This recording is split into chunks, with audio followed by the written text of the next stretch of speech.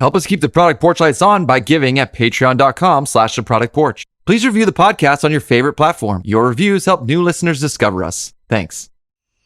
I was going to say, Joe, are you sitting down? You may need to sit down. I'm worried that you're going to pass out. Are you going to tell me you like scaled agile now, Todd? Is that what you're going to tell me?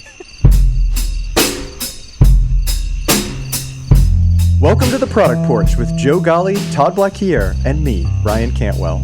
Are we spending so much time in the problem space that it's affecting execution? That's our topic today. Now settle in, folks, because on the Product Porch, every topic is a product topic. Dang.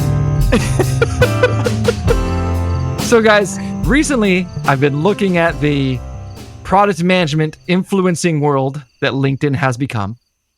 The echo chamber that is one influencer in product management talking to another one. I've participated in this. We all talk to each other about how amazing product outcomes are, how important product discovery is, and living in the problem space. One thing I've noticed recently, and I have some data to back this up, is it felt like we're kind of losing sight of everything that comes after defining the problem. Maybe at best, we validate some ideas, but the whole process of actually coming up with a solution, creating this thing that's going to solve the problem for your users, that seems to just have gone away. Like it feels like we're not talking about it enough. That's my perspective. So here's the analysis that I did. Here's my little bit of homework. Now, to be fair, I just looked at my own LinkedIn. So I looked at influencers that I follow, product management people in my little world. Some of them, most people follow. Some of them are, specific to my local product community. Nonetheless, I decided to go through a series of them, do my own analysis to figure out what are the trends that everyone's talking about. What are the things that everyone's talking about?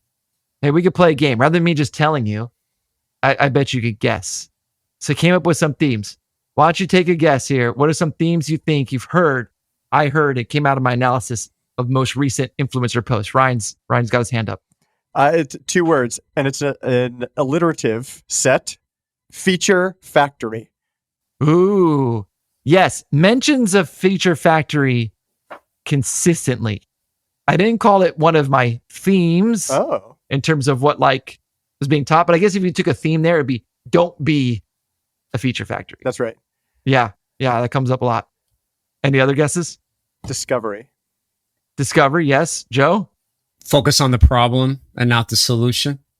Yes, focus on the problem, not the solution. Here are a few others that I got. Data-driven decision-making, product vision and strategy, general problems in product management, just challenges, hiring, a lot of the hiring. I shouldn't say hiring. I should say job hunting, career development. Makes sense. LinkedIn's appropriate for that. Yep. Tough job market right now. That's fair. And then last one I found was market growth tactics, a lot of growth tactics, product-led growth. Oh, right. Gotta have product-led growth, right? Yeah. Anyway, so those are the things that I'm hearing consistent. What I could not find, and to be fair, again, this is just the people I follow. Maybe you follow people who talk about this all the time. Was we're completely devoid of any discussion about the solution. Just actually, how do we devise a solution? It doesn't come from thin air. It's almost like we talk about problems and outcomes, and then suddenly there's a solution. We don't talk about it. And then we talk about validating it and bringing it to market. But there's this whole thing in the middle where you actually build the thing. So here's my question for you. Have we become so focused on discovery, talking about outcomes, that we've actually lost sight of solutioning? Are we underinvesting the amount of time we think and learn about how to develop a product? So I'm going to answer this with why I think we are in this day and age in product management right now. Kind of talking about this. having been in product management for close to 15 years now and seeing this pattern, and it explains a lot to me. And I think I'm curious if you guys have a similar experience where we're wired for solutions. Like we like thinking of solution ideas. We like coming up with them. We like talking about them. We as humans, right? Not As just people. we as product. Not product managers. people, but just as people. As humans. Human beings. Yeah. Yeah. We're wired that way. And we have this idea of like the big idea. We need the big idea. That's how businesses will be successful. So unfortunately, that is not a good path for success because you're counting on luck. You don't have a lot of evidence, or you don't have a good problem to solve. So the thought community in product management has pushed. We have to have due diligence. We have to do discovery. We have over-indexed on discovery and problem space. Let's explore. Let's learn. All good things. I don't want to come down on it, but Todd, to your point, I think that push, and I don't want to confuse, and we can talk about this later, I think we need to, the idea of ideating solutions and executing solutions. Right. Different things. Correct. So we've lost the execution part. Like we can think of ideas, and we've tried to add the element of, is this the right idea? But then what happens next? Question mark. So there's a couple of things. So Todd, you mentioned you looked at your LinkedIn post history. I did the same thing. And I think there's a lot of groupthink happening in the product space. It's cool to say, we got to focus on the user. We got to focus on the problem. It's cool. It's trendy. I think it's lost its luster. I'll be honest. I think it's lost its luster because we've over-indexed on it. Yep. But we're in this situation because there are companies out there launching products that aren't delivering value, and people are trying to figure out why. Why aren't people buying my product? Why am I seeing low adoption? So there's obviously a really good reason for it. And the logical reason is we didn't spend enough time in customer discovery. We didn't understand the problem. But I think what we've done is we've alienated a lot of really smart product people, because I think the people that are saying this on LinkedIn, they're losing credibility. Just look at the Reddit posts that the three of us share, right? Where, a lot of really smart product people are getting roasted on LinkedIn because of their point of view, because it's become extreme. And I think there's probably an opportunity for us, which is why I'm glad we're doing this podcast. I think there's an opportunity for us to talk about, okay, what's the middle? Where can we meet in the middle and really talk about, okay, reality here, guys, we got to deliver stuff. How do we quickly deliver? Because that's never going to change. No one's paying a product manager a lot of money to just do a bunch of discovery. You got to launch stuff. And that's the harsh reality that a lot of our peers are in right now. Right. And I like what you were saying there. Connect the dots here between the two of you. So with Ryan, you were talking about how like ideating and executing. What I have found has been the challenge, what I found to be a challenge in the real world is getting from that high level solution concept to the detail. And there's almost a fear of creating the detail now because I didn't validate every decision. Almost a fear to like make a decision. Like, I don't know, would teal be better or orange be better? Well, you know what? Doesn't matter. Just pick one. Like at some level, we don't need to validate every decision. And then bringing that home to what you're saying there, Joe, that's created this kind of like analysis paralysis where like you don't even have any kind of inertia moving forward. You just step from one point of the sand to the next and nothing is delivered. Yep. And there's only so long you can go. I know we're all afraid of the feature factory, right? That feature factory is a bad word. We're all afraid of it, but you have to produce something.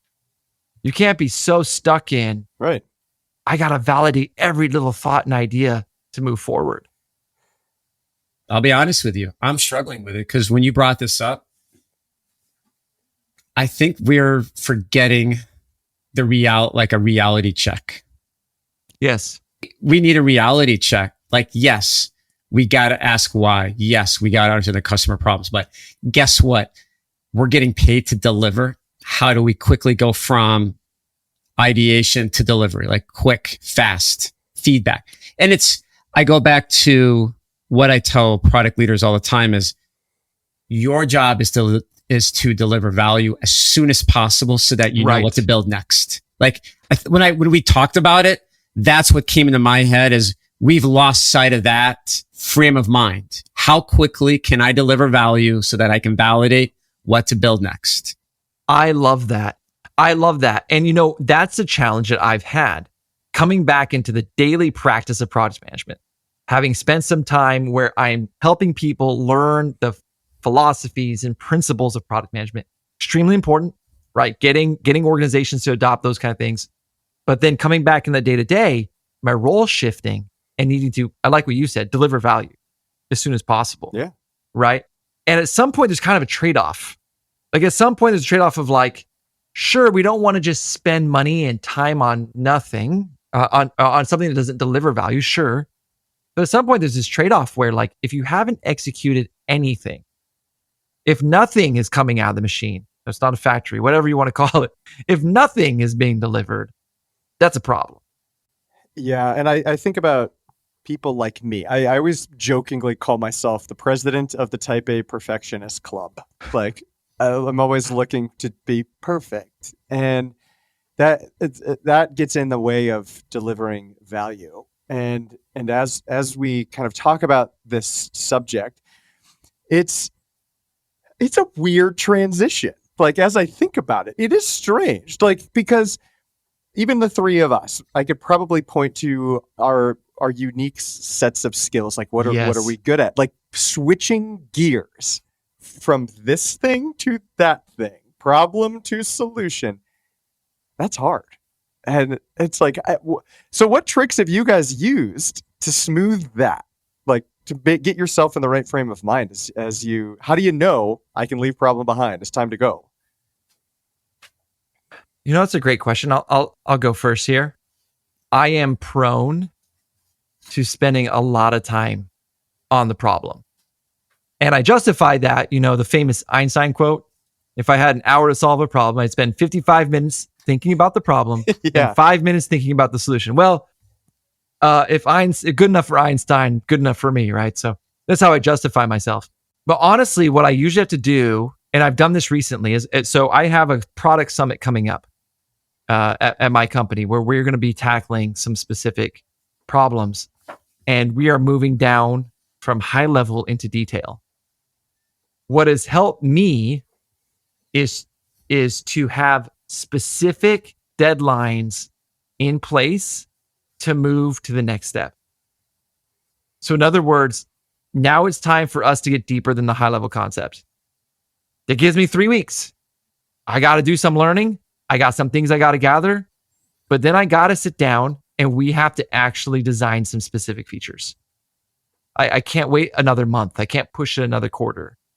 So deadlines have helped me a lot.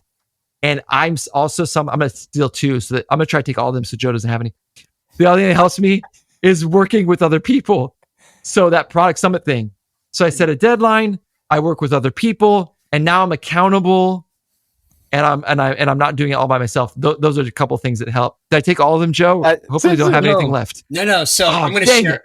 I'm going to share a very unpopular opinion. Lay it on us. Oh, please. Okay, so get ready. This is why I really like PI planning and Scaled Agile, because every quarter you get together, you talk about the business objectives, you talk about what success is, and then you go and you build the stories. Like, you build out what my next 6 sprints are going to look like. And then you talk about capacity, you identify your risks, you identify your dependencies.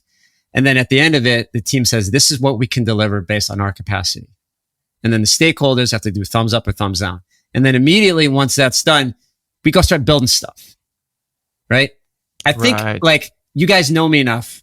I know it's unpopular, but that's why I really like it, because in that 2-day all hands on meeting, we go from ideation to execution. And I just like, it's gratifying. And I think I've also like the way you guys have explained it. I realize now why we're good friends, because I'm not a perfectionist. You two know this very well. I am extremely impatient, right? You know this. You've seen my work, right? Yes, I want to Joe. get out quickly. Let's go. Let's figure this out. Let's get some feedback. Let's learn from it. You know, like I think my problem, I still don't spend enough time, but you guys kind of drag it out of me where I force myself to spend more time on discovery, but that's okay. That's like, you have to surround yourself with the right people. And that's again, why I really like PI in Scaled Agile, because you have to surround yourself with your architects, your security, your dev, your UX, your business leaders. You all get together in a room and you figure it out. And I dig it. I dig that ceremony. I dig that event. Can I mention something? Because we got to follow that thread, and I know I could tell Ryan's itching to jump in on that. I know. But I got to say something before we do, because Ryan mentioned individual strengths, and right away, I was thinking this before Ryan said it. That's how in sync we are now. But I was thinking this. I use each of you two for very specific things. I'm sure.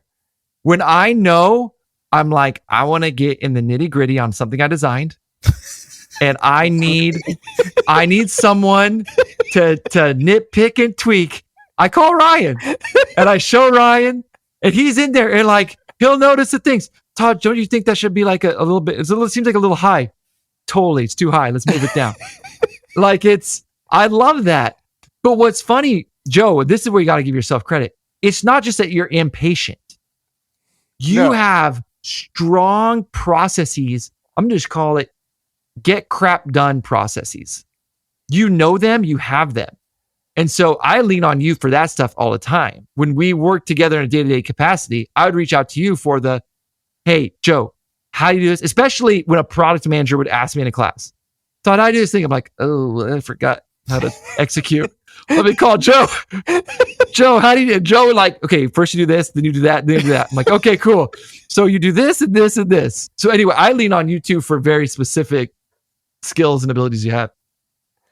Yeah, that goes both ways, fellas. But I got to say, Todd, you stole mine, and it was it was find people with those strengths, make friends with them. Over time, I learned where I'm deficient, and I had a project manager specifically. I would go to them. It's like, okay, it's time. I'm ready. Let's. So you were talking about deadlines, and like they would do that for me. They would say, okay, here's the milestones. Like, this is what we need to do. And that held me a little more accountable, because I didn't want to like grade my own homework. It was like, okay, I have to keep going. I'm on somebody else's timeline now. I'm putting them more in a driver's seat. Granted, like we're kind of in it together, but knowing who is good at these things and letting them shine does magic. It's great. Yeah. Oh, What? Oh, go. It's I was going to say, Joe, are you sitting down? You may need to sit down. I'm worried that you're going to pass out. Are you going to tell me you like Scaled Agile now, Todd? Is that what you're going to tell me? I doubt you will ever hear me say that. I will say this though. I have given in to the benefits of quarterly planning. See? And I'll explain why. Let me explain why. Look at that. Here's what I've learned. I will. Pigs flying. I will. Oh my gosh. I don't know what would have to happen to me to like the Scaled Agile framework. But the quarterly thing, let me explain why. I've realized that, like, I've started doing some of that right now. I've realized that, again, the ivory tower, the perfect agile way, right? Totally neglects the context of where an entire organization might be and where individuals are on their product domain experience or understanding. And trying to get a company, which is it's my role in our team at my company, to help lead the product processes, right? I fought a long time against that. And finally I realized, okay, basically I felt like, now I'm going to say this, you may not like, I think quarterly planning is like kindergarten. But I'm like, okay, I'm trying to take them into high school and college, and they're just not ready for it. And I finally realized, okay, let's get back to a quarterly basis. And because you can't be agile. Agile means that you're flexible, but if there is no guideline, if there are no commitments, then there can't be flexibility. It's like saying there can't be any right without there being any wrong. You have to have something to be flexible with. Yep. If there is no plan, you can't be flexible because there is no plan. And so you said the word commitment, and that's what caught my ears. I thought, I'm doing that now, where I'm starting to say we need some kind of commitment. We need to all agree as a leadership team. Here's where we're going for the next quarter. So anyway, I don't know what I owe you for that. I don't know if I need to send you a check in the mail or no. If you just won some kind of bet or something, I don't know. No, I mean, my point of view is, if we're going to be really good at solutioning, we got to have a pretty strong process. It goes back to, even in Agile, how well you are with your sprint planning, how well you are with your sprint reviews, because all of those are going to drive your solutions, especially the sprint review, not so much the sprint planning, right? But it's like you're getting feedback directly from the horse's mouth that should impact your next 2 sprints, which should impact your roadmap. It's like it's there. The solutions are there in front of you. You just have to present it and get feedback so that you know what to build next. I wanted to make sure that sprint review was done perfectly in terms of, are the right people there? Do they know their role? Are our developers ready? Is our product owner ready? Are we ready to demo the work that we've done so that we can get the feedback we need to inform what we're going to do next? Like, I was a stickler for a well-run sprint review for that very purpose. Because it was going to inform what we're going to do next. Then it wasn't hard to decide. I didn't have to worry about some of the other work that we talk about in terms of problem solving, because it was right there. I was getting feedback instantaneously. And I think that's why I gravitate to that particular ceremony in Agile. And that's why I gravitate to PI planning.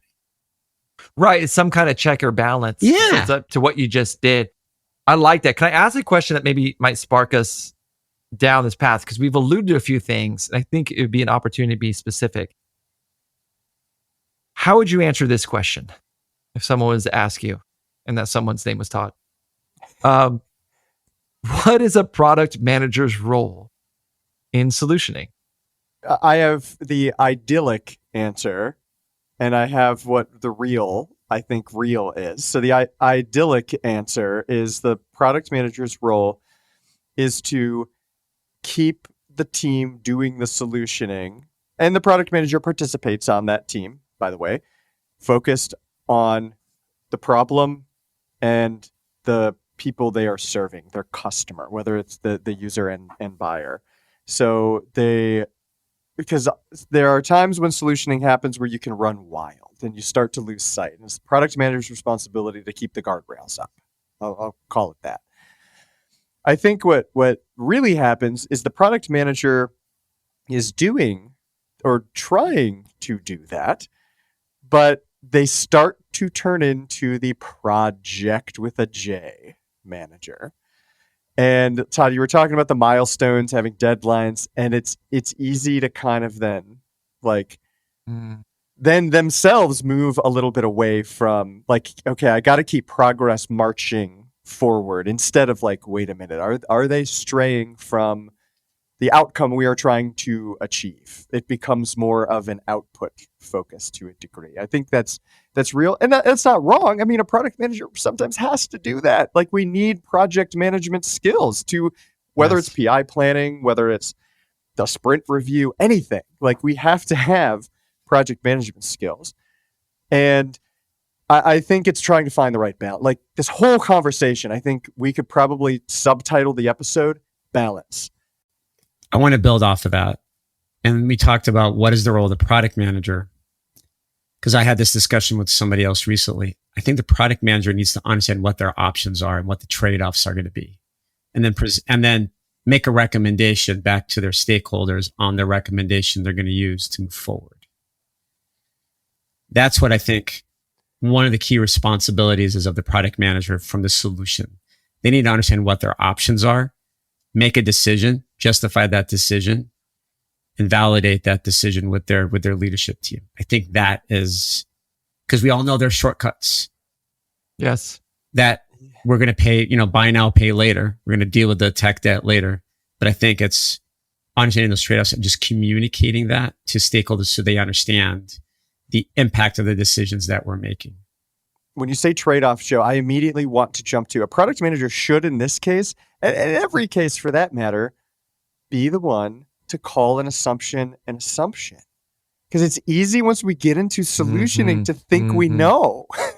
I don't care if it's about the market, the customer, or even the solution itself or your own business. Call it an assumption. A product manager should be that voice, because now you're going to have a much easier time. Because even trade-offs were like prioritization, right? Like we're making decisions and we have to know what's the riskier thing. And assumptions tell us that. So I love that point. You have to be the one to call it an assumption. And I also like the point that Joe's making. At some point, you have to make a decision. And I think the way I've heard people talk about product management recently makes me feel like we unintentionally are de-emphasizing that decision making for a product manager. It's almost like go into the marketplace, learn what they want, learn what they say, let the customer decide.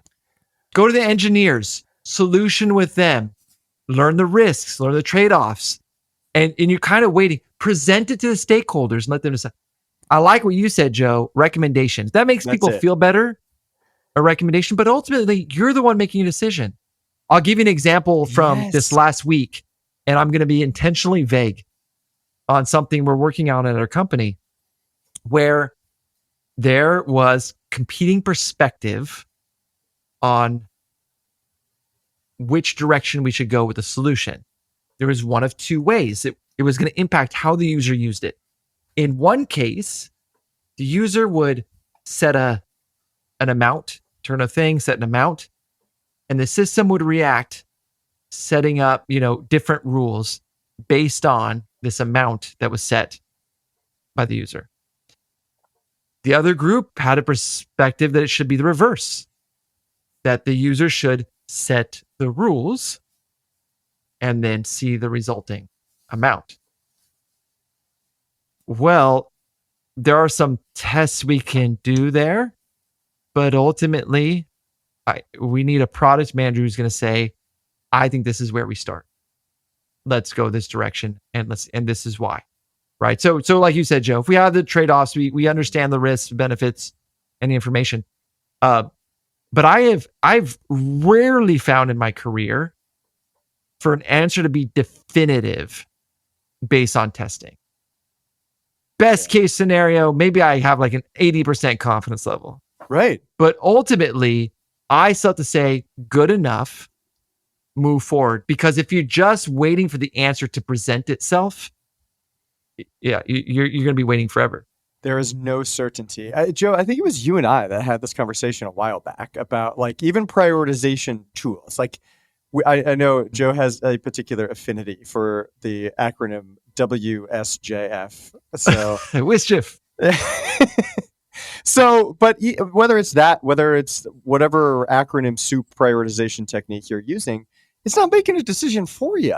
And I had a mentor once tell me, I was early in my product management career, you need to have confidence and conviction. You don't need to be perfect or say you're guaranteed, but you at least need to be sure in the decision you are making. I don't care how you get there, but you need, because you know what? Everybody around you, all of those stakeholders, they're looking at you. Mm-hmm. So this made me think of something, a story. I want to share a story. So I worked in fintech for 5 years, and we were trying to build mobile responsive web pages. And we were relying on a vendor for our like account detail pages and our position holdings pages. And there's like 9 columns on the web browser view. And we were debating what that experience was going to look like for users on a phone. And there was a lot of debate. And it was a lot of debate with our vendor. And we just couldn't come to a consensus. So I made a decision. I said, we're going to fix the far left and we're going to pull in, I don't know, daily change in value, total value, something to that extent. And then we're going to give people the option to swipe to get to the other values. And I had some of my, like, the clients that also worked with that vendor were like, well, why'd you decide to do this? And the vendor's like, well, Joe said that we should do this. And if you're going to blame somebody, blame Joe. I wasn't happy about that, by the way. But the reality is, if we just kept sitting on our thumbs, we would have waited another 6 months. Sure. And the reality is, we got something out. We got feedback. It informed the decisions that they're going to make. Did they have to revamp it? Yeah, they had to make changes. But you know what? It took them a year they made those changes in a very subtle way. We weren't the last ones out of the gate. We demonstrated progress with our financial advisors and our branch managers. We demonstrated an investment in our product and our platform. And at the end of the day, sometimes you just have to take those risks. Yeah. It was a calculated risk, right? And this is probably where a mix of my impatience started to settle in, but understanding there's a long-term play here. Mm-hmm. Like, I think, Todd, you said this at the very beginning, the risk of doing nothing. You can't sit around and do nothing. What do you have to show for your hard work? At least if you've done something, you can show that you've tried. Right. You know what I mean? So that's what made me think about, just even in my own experience, it's like, we've gotta, I'm not going to say fail fast, because I don't want Ryan to yell at me. Thank you. Right? I'm not going to say that. There's another way we're going to say that. We can watch episode 3, I think. You can watch episode 3 if you want to go back to that one, right? Right? You can see what Ryan's visceral reaction to Joe saying fail fast. But you guys get the point. I think we've even mentioned product management in the grooves. Like, yes. There's a balancing act. There's that political awareness of what you're doing with your product. You've got to demonstrate progress and forward thinking. Yeah. So I just had an epiphany while you're saying this in a way I haven't thought about it before. And it's so simple. I don't know why I haven't thought of this before. I wonder sometimes as product practitioners, if we forget that the whole reason we're in the problem space is to produce a solution. Yes. Like, what's the point of just swimming in the product pool forever and never getting out and doing it, or the problem pool and never getting out and do anything? So I read an article recently, and I forget where I saw it, who wrote it. I'm sorry. But it was all about the business world is occupied now by too many business people. It's not like we need more. And the analogy they used in the article was like, Steve Wozniak was the guy, and Steve Jobs is the guy everybody wants to be. Like, we need more Steve Wozniaks, like doers. Heck yes. Like people who are actually developing solutions and putting them in the world, instead of trying to make those solutions the biggest business possible. Because then we start like, and I think part of the problem might be too, we very quickly and easily get wrapped up in how do we monetize this and how much money are we going to make? And instead of just thinking about, are we solving something that's real here? Like, what value are we creating right now? Like, they're back to Joe's point. Like, what is that value we are creating in the short term? And instead we're thinking like, this is going to be big business. Like, we got to do this, this, and this. So later on, everybody's making millions of dollars. I don't know. Well, and I think I know where this comes from. And I want to play a game with you guys to see if it proves my point. It may just blow up in my face, and then I'll be like, oh, don't try to guess what I'm thinking. You just do what you think. I want to hear. But here's the game. Nothing's 50-50. You talked about balance. We could have the subtitle could be balance, right? Okay, but nothing's 50-50. every job tends to spend more on the solution side or more on the problem side. So I'm going to call out a job title, and I want you to tell me problem or solution. Okay. And we can debate, and hopefully you'll disagree and then yell at each other, and that'll be so fun for me, the evil Sith Lord. Okay. Hopefully we're starting easy here, but salesperson. Solution. Why do you say solution? Because they have a portfolio of product that now, I mean, if they're a good salesperson, they're trying to understand a solution that solves for a problem they currently have, but they should be oriented to a specific set of solutions that and finding people with a particular problem. Like, they're not discovering new problems. I don't know. They're finding a particular set of problems that is defined so they can apply the solution in their portfolio to. I'd say the same, right? They got to understand the problem. It'd be good if they thought about the problem and knew how to tell a good story. Sure. Ultimately, or just, okay, good. Marketing. Problem. Why do you say problem? Because how you wrap the product, how you message the product, how you reach the audience, how you entice someone to want to purchase your product or use your product, you have to be able to understand the need of the person that's consuming it. I disagree. Okay, explain. I think it's solution because you can't be a good marketing person if you can't communicate the benefits of your solution. Now, Joe, I will give you this. You have to understand the problem in order to communicate a real tangible benefit. Yes, there is that. But the crux of it is to communicate why people need to buy what we offer. And that's the benefit. But the why comes in the problem, though. You got to understand the problem. So here's where, so I'm going to weigh in. Okay. As judge here. All right. So, Joe, when you were describing what the marketing did, you said they have to package the solution, message the solution, they create content for the solution. You said multiple things like this. I still hear solution. Like, the problem they have to understand, but their actual output is always solution oriented. Anyway, tiebreaker, but maybe we could say, but either way. Okay, a couple more. We can go a little bit faster. We'll go a couple ways. Fine. Okay, engineer. Solution. Engineers are wired for solution. Yeah, because they build. I hope you gotta be build. Solution, right? So engineer Okay. build. Yeah. Build. Okay, architect. Design. So architect, design. What am I designing? I'm designing a solution. How am I going to design it? Yeah, so to me, that's almost synonymous with engineer. But Yeah. UX designer. Ooh. UX designer, solution. UX researcher, Problem. Oh, okay. Split some hairs if we have two roles. If we're a big enough company, we have multiple roles. Okay. I'll give about the finance team. Oh.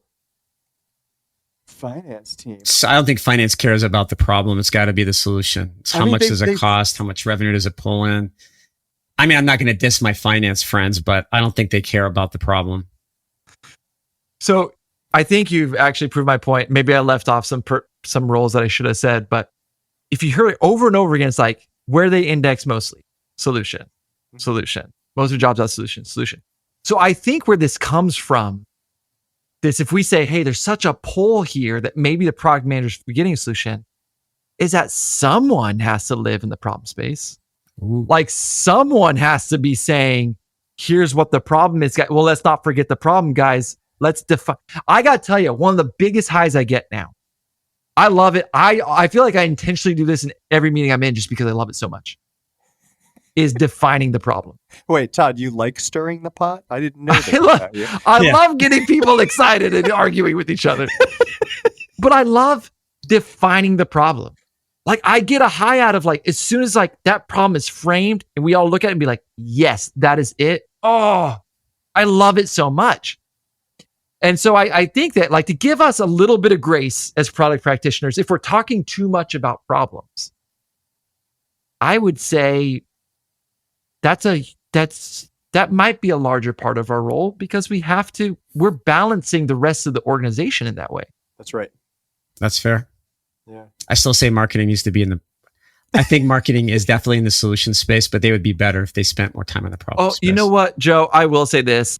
Recently, I worked with a fantastic product marketing manager, and I loved how she was obsessive about listening to sales calls to try to hear what customers are asking for. Yep. What are the problems, needs they have? And she really enjoyed understanding the problem. So I would agree with you, especially in that specific role of product marketing manager. Really, really understand the problem, really living that space would be great. Yeah, because Joe, to your point, every one of those roles, bar maybe finance, would be better at what they do if they understood the problem better. Especially like the architect or the engineer. Oh, yeah. Because they miss the context in many cases. They're just told what to build. Exactly. And then they're building something maybe not as impactful because they don't understand the context or the problem behind it. That's right. And I need to shout out Whitney's name because I talked about how awesome she was without saying her name. But Whitney's fantastic. All right. So our key takeaways. What's our key takeaway? That Todd's always right? Yes. Todd is always right. I don't know. I felt like I spent a large portion of this podcast talking about how right you are, Joe. So I don't know. Oh, come on. No, I mean, like, if you think about it, I think you wrapped it up really well, though. I really like how you kind of like put a bow on this in terms of we live in the solution space because of who we surround ourselves with. So someone has to play the role of the antagonizer. Like, hey, how well do we understand the problem? Maybe that's why we're over-indexing on it so much, because everything around us is all about delivery and execution. And maybe we have to over-index because we need to find that balance. Right? That's my takeaway. What about you, Ryan? Where do you feel we fell today on this? Yeah, I'm with you. But as somebody who's a perpetual overanalyzer, I will recommend to all of my like-minded friends out there that there is such thing as analysis paralysis. I know that's very cliche to say, but we have to know that there must be two gears within us. Like we must at some point commit with confidence and conviction. I'm never going to be perfect, but we have to do something. And how we go about doing that, know your own strengths, know the strengths of the people around you. Teamwork makes dream work. Let's go. Like we have to go. My takeaway here is you have to have your own skill set of solutions you can turn to. Now, I've built mine over years and years of working with people like Ryan has mentioned here, really talented solution architects, really talented designers, really talented dev leads. Because of that, I've gotten to see how lots of problems are solved. And every once in a while I can go into my like backpack and I go like, oh, one time we solved it this way and pull that out. The other thing I have found, if in case anyone struggles with this and like being, well, yeah, but I really don't feel like I'm good with coming up with the solution. Start looking for it in other products. We talked about this in the past. Look at a tangential market. I work in the healthcare space. I'm often looking at what they do in finance. Duolingo, I use it all the time. Duolingo has helped me in so many ways solve different problems because I'm like, oh, they're really good at keeping engagement. And so when I have an engagement problem, I often turn to how's Duolingo do it? All right, did we miss anything? I think we did nail on the head. I like how you ended that.